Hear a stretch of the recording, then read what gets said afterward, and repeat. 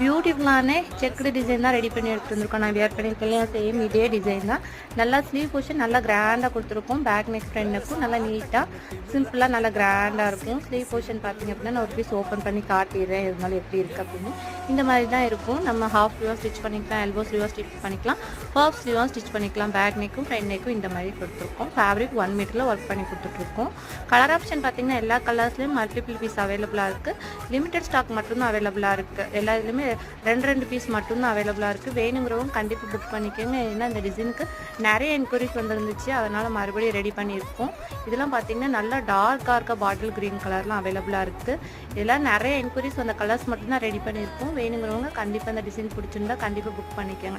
இதெல்லாம் நல்ல ஒரு மெஜெண்டா கலரு. நெக்ஸ்ட் பார்க்குற கலர் பார்த்திங்கன்னா நல்லா டார்க்காக இருக்க ஒயின் கலரு. இது பார்த்திங்கன்னா மயில் கழுத்து கலர் சொல்லுவாங்களே, மயில் கழுத்தில் இருக்கணும் அந்த மாதிரி கலரு.